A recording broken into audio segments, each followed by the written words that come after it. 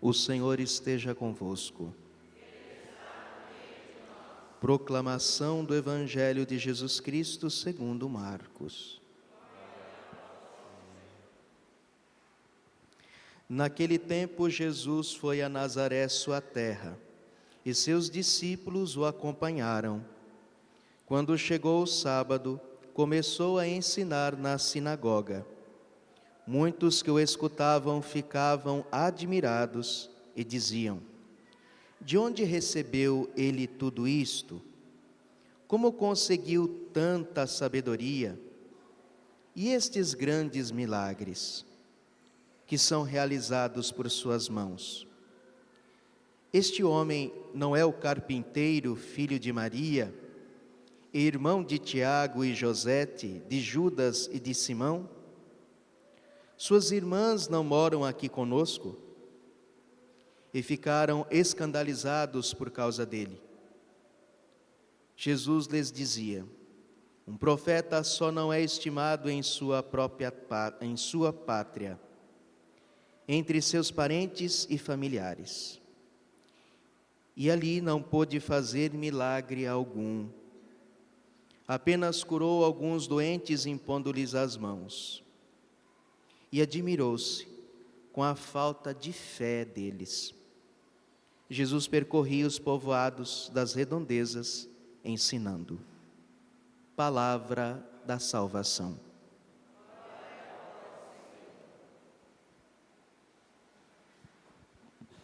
Caríssimos, antes da pregação propriamente dita, só uma pequena nota quanto a esta coisa dos irmãos de Jesus. Isso nunca foi confusão na igreja, porque a igreja sempre entendeu sobre ler os seus próprios escritos. Não é que os escritos dos apóstolos é de uma outra igreja, não, é da mesma igreja. Mas, infelizmente, com as polêmicas protestantes contra a virgindade perpétua de Nossa Senhora, então esse escriturismo sem escrúpulos quer olhar nas Sagradas Escrituras provas contra a verdade da virgindade perpétua de Nossa Senhora, dizendo que ela teve outros filhos. Não vou explicar aqui profundamente, mas, em primeiro lugar, nós estamos falando de uma cultura que não é a nossa. Nós não podemos querer avaliar as relações familiares dos judeus como nós avaliamos as nossas. A nossa mentalidade é ocidental e a gente tem uma outra concepção de família.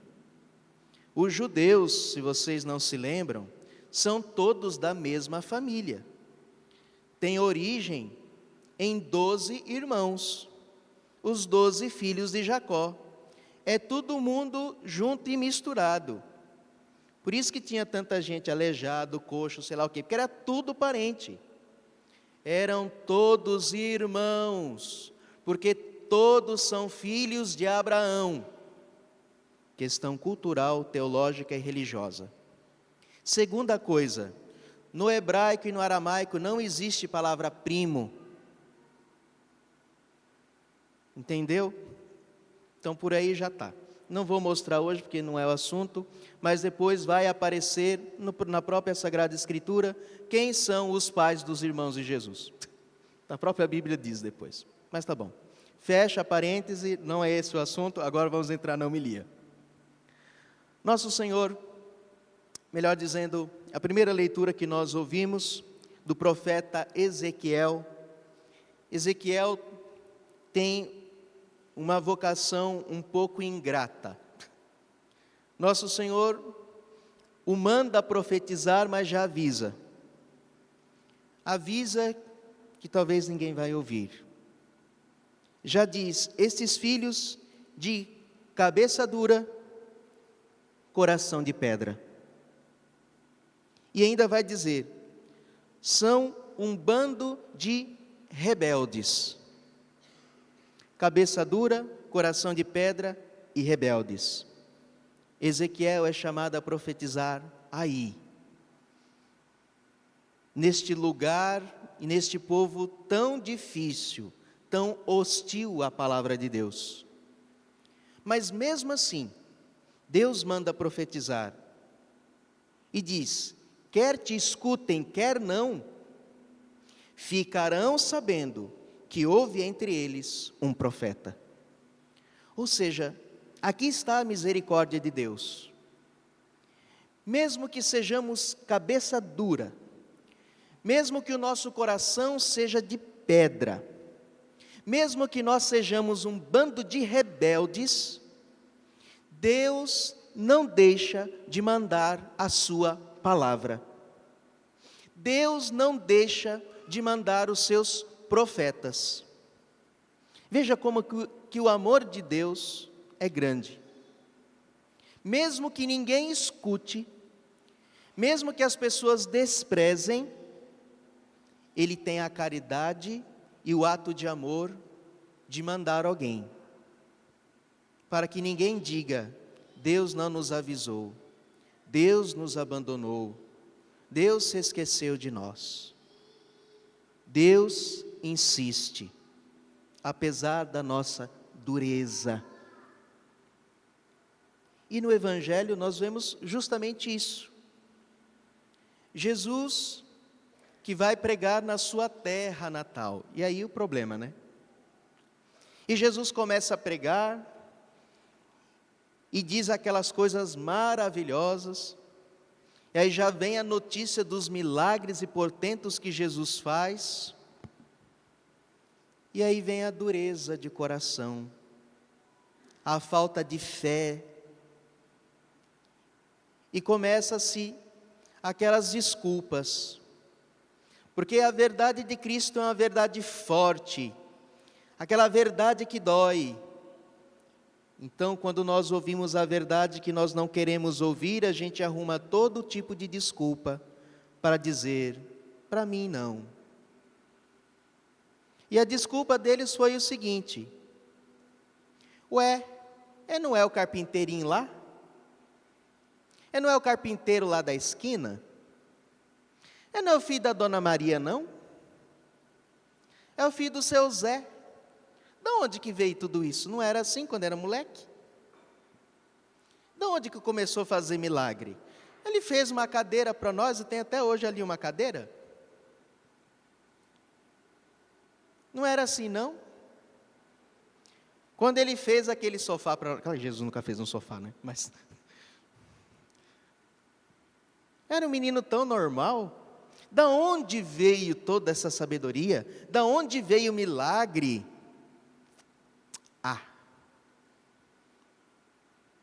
Ou seja, é aquela racionalização para dizer: a palavra dele é forte, toca.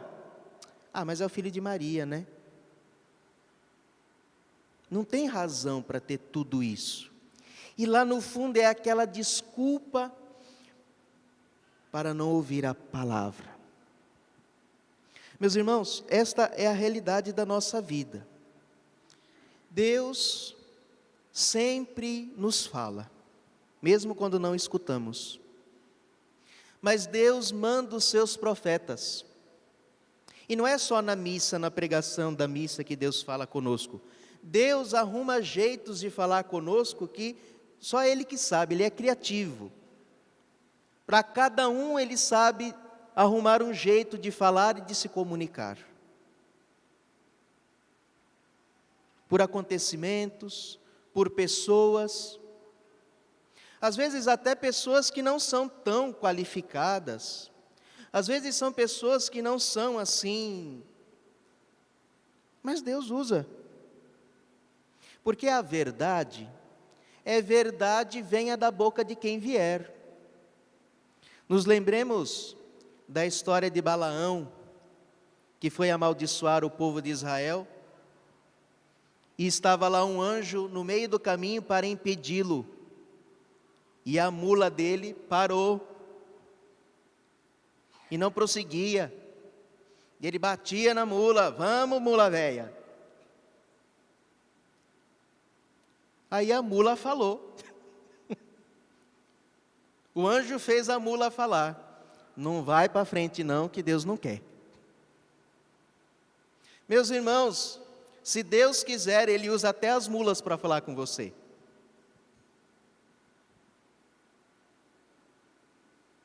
A verdade é verdade mesmo que venha da boca de uma mula.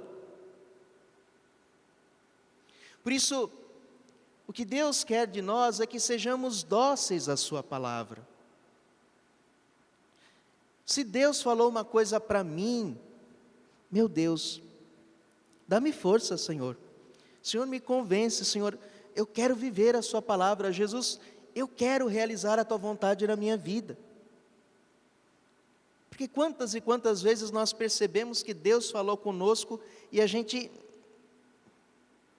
guarda lá no bolso e deixa para depois, para depois.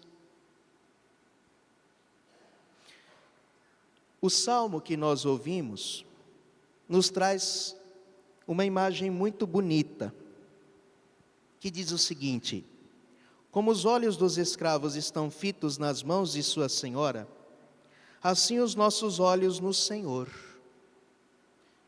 Como é que funcionava? Os escravos conheciam os sinais dos seus patrões. Eram os códigos, né? Então ele fazia um sinal com a mão, o empregado sabia o que ele queria.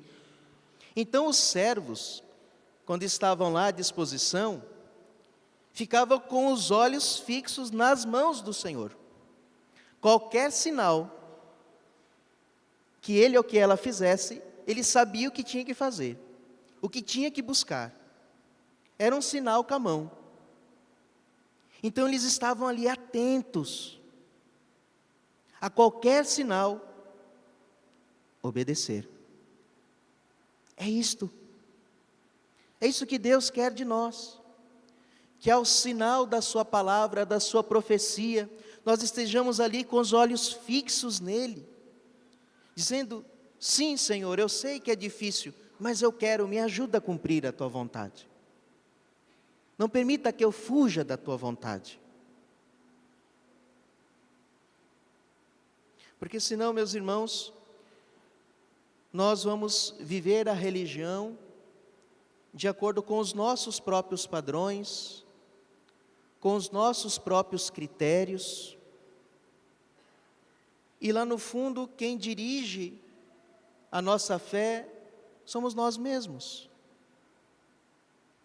Isso é muito perigoso. Nós precisamos estar atentos à voz do Senhor, à palavra do Senhor, que não nos deixa de nos falar.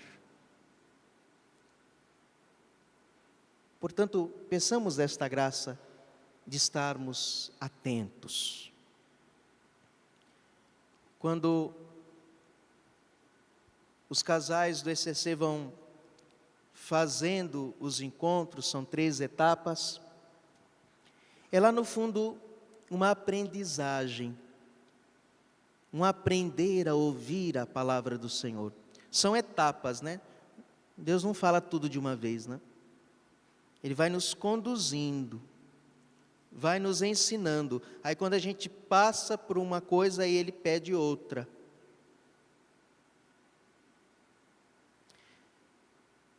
Continuemos a progredir nesse progresso. Não é porque eu já fiz a primeira etapa, que eu agora já sou um bom católico. Não é porque eu fiz a segunda etapa, que agora já está tudo resolvido. Eu já tenho a terceira etapa, eu já tenho o diploma do ECC, agora eu já sou um católico, não preciso de mais nada. Não, meus irmãos. Continuemos, buscando cada vez mais. Não desistamos. Podemos progredir e crescer cada vez mais no amor de Deus, porque o amor de Deus é infinito. Tenhamos os nossos olhos fixos no Senhor. Creio em Deus Pai,